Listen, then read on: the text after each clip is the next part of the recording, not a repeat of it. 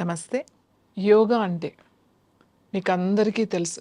యోగా అంటే ఆసనాలు, ప్రాణాయామం, ఏదైతే ఇప్పుడు రెగ్యులర్గా చేస్తున్నామో ఆసనాస్, మనకు తెలిసిన 8 ప్రాణాయామాలు.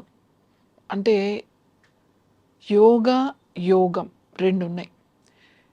యోగా వేరు, యోగం వేరు. ఈ రెండిటికి ఏంటి తేడా? చాలామందికి రెండిటికి అసలు డిఫరెన్స్ తెలీదు. అంతా యోగా అనో లేకపోతే యోగమో అనో మాట్లాడేస్తూ ఉంటారు. యోగా అంటే బయటికి కనిపించేది. అంటే ఆసనాలు చేస్తుంటే మనకు బయటికి కనబడుతుంది. అలాగే ప్రాణాయామం చేస్తాం, కనబడుతుంది. స్ట్రెచ్చింగ్స్ చేస్తాము, ముద్రలు చేస్తాము, క్రియలు చేస్తాము. ఇవన్నీ కూడా బయటికి కనపడేదే. కానీ యోగం అంటే అంతర్లీనంగా జరిగేది. ఇది అంతర్లీనంగా అంటే అంతర్లీనంగా, శాస్త్రపరంగా, గురుముఖంగా, అనుభవేకంగా నిరూపించబడిందో దానినే యోగము అని అంటారు. అంటే లోపల జరిగేదాన్ని. ఇంకా యోగము అని అంటే మన రక్తంలో ఉన్న ఎరుపు, మన శుక్రంలో ఉన్న తెలుపు, ఈ రెండిటిని కలపడం కూడా యోగం అంటారు. మన లోపల ఉన్న శుక్రశోణితాలు, తేజస్సులు, ఈ రెండు కలయిక కూడా యోగం అని చెప్తాం. ఏదైనా ఒక కలయిక, యోగా అంటే కరెక్ట్గా మీనింగ్ కలయిక అని. యోగం అని అంటే అంతర్లీనంగా జరిగేదాన్ని యోగా అంటారు. మన అపాన ప్రాణాలు, అపానం అంటే ప్రాణవాయువు, అపానవాయువుని రెండు కలపడం కూడా యోగా అంటాం. అలాగే మన ఈడ అండ్ పింగళ నాడులను కలపడం కూడా యోగా అంటాం. ఏంటిది ఎలా కలపడం అంటే రక్తంలో ఉన్న ఎరుపుని, శుక్రంలో ఉన్న తెలుపుని కలపడం ఏమిటి? అది ఎలా జరుగుతుంది? శుక్రము అంటే ఇక్కడ స్పర్మ్, రక్తం అంటే తెలుసు మీకు. ఈ రెండు ఎలా కలుస్తాయి? మనం శ్వాస ఏదైతే తీసుకుంటున్నామో మనం ఈ శ్వాస లోపలికి వెళ్ళిన తర్వాత ప్రాణంగా మారుతుంది. శ్వాస తీసుకునేటప్పుడు పైకి వెళ్తుంది, దాన్ని ప్రాణము అని అంటున్నాం. కిందకు వచ్చేటప్పుడు అపానము అని అంటున్నాం, కిందకు వచ్చే శ్వాసని. మనం లోపల ప్రతిసారి కూడా మన శ్వాస పైకి వెళ్ళి మళ్ళీ కిందకు వచ్చేస్తూ ఉంటుంది. ఎందుకు అంటే ఈ ఆకర్షణ శక్తి వల్ల, భూమి ఆకర్షణ శక్తి వల్ల. శ్వాస తీసుకోవడం, వదిలేయడం, శ్వాస తీసుకోవడం, వదిలేయడం, ఇది జరుగుతూనే ఉంటుంది నిత్యం. అయితే ఈ శ్వాస పైకి తీసుకువెళ్ళి మనం కొన్ని సెకండ్స్ పైన నిలపగలిగితే అప్పుడు ప్రాణ అపానాల్ని మనం కలపగలుగుతాం. అలాగే ఈ రక్తంలో ఉన్న ఎరుపుని, శుక్రంలో ఉన్న తెలుపుని కూడా కలపగలుగుతాం. ప్రాణాయామం అంటే ఊరికి శ్వాస తీసుకుని వదలడం కాదు. రకరకాల ప్రాణాయామాలు ఉన్నాయి.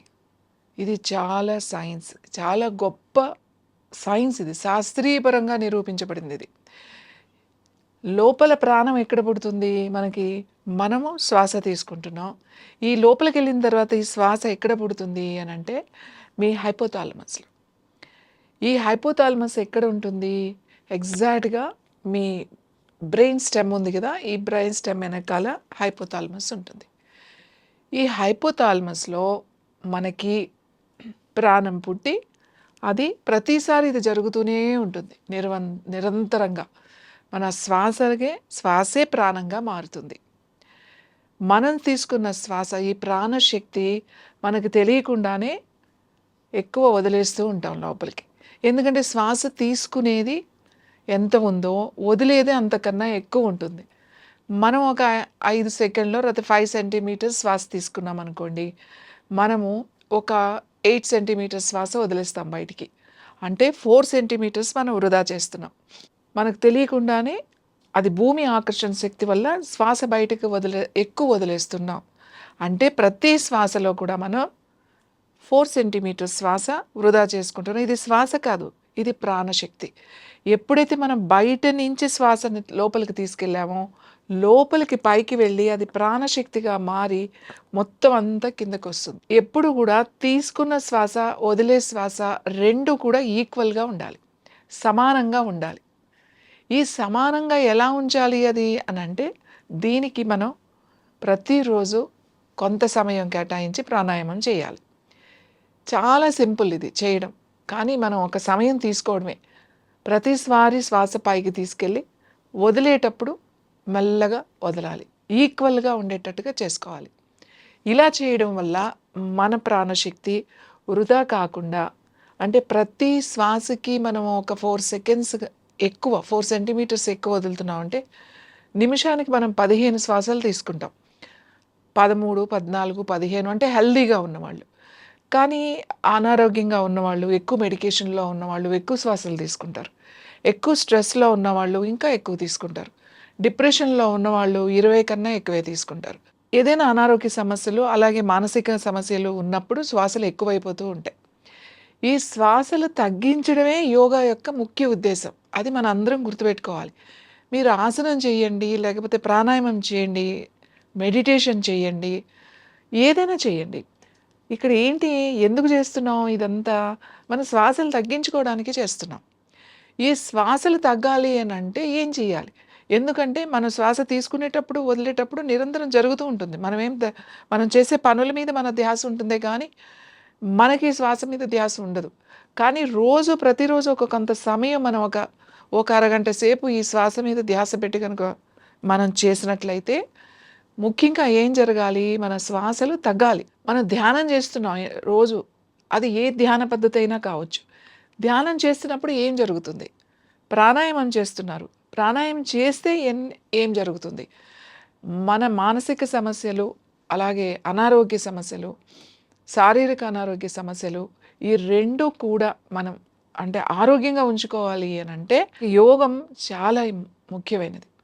ఈ యోగం అనేది నేను చెప్పాను అంతర్లీనంగా జరుగుతుంది అని చెప్పేసి. ఇది మీరు చాలా సార్లు కొంతమంది చాలా ఎక్సర్సైజ్ చేసేసి, ఫిజికల్ యాక్టివిటీ ఎక్కువ చేసేస్తే మనం హెల్తీగా ఉంటాము అని అనుకుంటాం. కానీ అక్కడ మీ శ్వాసలు ఖర్చు పెట్టేస్తున్నారు మీరు. జాగింగ్ చేసేవాళ్ళున్నారు, రన్నింగ్ చేసేవాళ్ళున్నారు, జిమ్‌కెళ్ళేవాళ్ళున్నారు, పుషప్స్ చేసేవాళ్ళున్నారు, ఏరోబిక్స్ చేసేవాళ్ళున్నారు, డాన్స్ చేసేవాళ్ళున్నారు. ఇవన్నీ కూడా మన శారీరక ఆరోగ్యానికి చాలా మంచిదే. కానీ మితిమీరితే ఇంకా అనేక రకాల మానసిక సమస్యలొస్తాయి ఇందులో. ఎందుకు అంటే వీటన్నిటిలో మనం శ్వాస ఎక్కువ ఖర్చు పెట్టేస్తున్నాం. ఇక్కడ శ్వాసల్ని ఈ యోగానికి ఉన్న ఉద్దేశ్యం ఏంటంటే, మనం శ్వాసలు తగ్గించుకుంటూ వెళ్ళాలి అనేది. మీరేమైనా చేయండి, ఏ ప్రక్రియమైనా చేయండి, ఏ యోగ క్రియలన్నా చేయండి, ఏ పద్ధతినైనా పాటించండి. కానీ మీ శ్వాసలు తగ్గుతున్నాయా లేదా? అదే ఇంపార్టెంట్.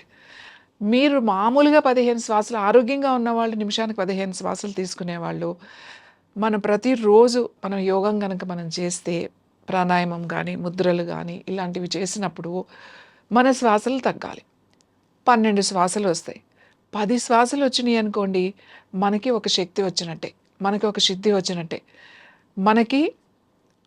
మనం ఆరోగ్యంగా ఉండడమే కాదు ఇందులో. మనము శ్వాసల్ని ఒక బ్యాంక్‌లో దాచిపెట్టుకుంటున్నాం. అవి ఎప్పుడు కావాలి మనకు అవసరమైనప్పుడు అవి మనం ఉపయోగించుకుంటాం. ఎప్పుడు మనకు బ్యాంక్ బ్యాలెన్స్‌లో ఏముండాలి? మన శ్వాసలుండాలి. మన శ్వాసలు తగ్గుతున్నాయనుకోండి, నిమిషానికి మనం 10 శ్వాసలకొచ్చామనుకోండి, ఖచ్చితంగా మనందరం ఆరోగ్యంగా అందరూ గూడా 90 సంవత్సరాలు 100% ఉంటారు. మీరు 9 శ్వాసలకొచ్చారనుకోండి 120 ఇయర్స్ ఉంటారు. 9 శ్వాసలే మనకొకప్పుడు. కానీ ఇప్పుడున్న పరిస్థితుల్లో మన రెగ్యులర్ జీవితంలో మనం చేసే పనులు, ఆలోచనలు వీటి వల్ల మన శ్వాసలు ఎక్కువైపోతూ వస్తున్నాయి. 9-10, 10-12, 12 నుంచి ఇప్పుడు 15. 15 అనేది నేను హెల్తీ, పీస్‌ఫుల్‌గా ఉన్న వాళ్ళకి చెప్తున్నా. ఎవరైనా ఒక్కసారి లెక్క పెట్టుకోండి, నిమిషంలో మీరు ఎన్ని శ్వాసలు తీసుకుంటున్నారో. మీ శ్వాసలను బట్టే మీ ఆరోగ్యం ఉంటుంది.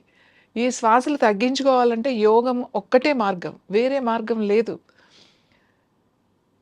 ఇది ఎంత గొప్ప సైన్స్ అంటే, ఇది శాస్త్రీయ పరంగా నిరూపించబడిందిది. మీ శ్వాసలు తగ్గే కొలది మీ ఆయుష్ పెరుగుతుంది. మీ శ్వాసలు పెరిగితే మీ ఆయుష్ తగ్గిపోతుంది. అందుకని ఇప్పుడు బీపీ ఉంది అనుకుందాం, డయాబెటీస్ ఉంది అని అనుకుంటున్నాం. డయాబెటీస్‌కి రెగ్యులర్‌గా మెడిసిన్ తీసుకునేవాళ్ళు, బీపీకి రెగ్యులర్‌గా మెడిసిన్ తీసుకునేవాళ్ళు, మీరు ఒక్కసారి చెక్ చేసుకోండి. మీ శ్వాసలు ఎలా ఉన్నాయి? హై బీపీ ఉన్నవాళ్ళు మెడిసిన్ తీసుకుంటారు కదా! మీరు మీ శ్వాసలు ఒక్కసారి ఒక నిమిషానికి ఎన్ని శ్వాసలున్నాయో లెక్క పెట్టుకోండి. 15 కన్నా ఎక్కువ శ్వాసలుంటాయి. నాకు తెలిసి 18-20 వరకు ఉండొచ్చు. ఒక్కొక్కళ్ళకి ఒక్కొక్కలాగా. ఎన్ని శ్వాసలు తీసుకుంటే శ్వాసలు తగ్గగా తక్కువ శ్వాసలుంటే మనం చాలా పీస్ ఆఫ్ మైండ్‌లో ఉంటాం. సంతోషంగా ఉంటాం. ఆనందంగా ఉంటాం. మనకి ఎప్పుడు ఏదో ఒకటి లేదు అని చెప్పేసి దానికోసం పరుగులు పెడుతూ ఉంటాం. మనకు ఉన్న దాంట్లో మనం ఎలా ఉండాలో మనకు అర్థం కాదు. అసలు ఒక్కొక్కసారి మనకి ఏం కావాలో అర్థం కాదు. మనం ఏం చేయాలో కూడా తెలీదు. వీటన్నిటికీ పరిష్కారం ఏంటి అనంటే యోగం ఒక్కటే. యోగా అంటే అది ఒక ఎక్సర్సైజ్ కాదు. యోగా అంటే అది వెయిట్ తగ్గడానికో, లేకపోతే మన అనారోగ్య సమస్యలు తగ్గడానికో చాలామంది ప్రయత్నం చేస్తూ ఉంటారు. కానీ ముఖ్యంగా యోగా చేయడం వల్ల ఖచ్చితంగా మనం ఆరోగ్యంగా ఉంటాం. ఫిజికల్‌గా అండ్ మెంటల్‌గా 100% హెల్తీగా ఉంటాం. కానీ అది సరైన పద్ధతిలో చేయాలి. గురుముఖంగా చేయాలి. దీనికి మనం మంచి గురువుని వెతుక్కోవాలి. వాళ్ళ గైడెన్స్‌లో, వాళ్ళ సలహా మనం చేస్తూ ఉండాలి.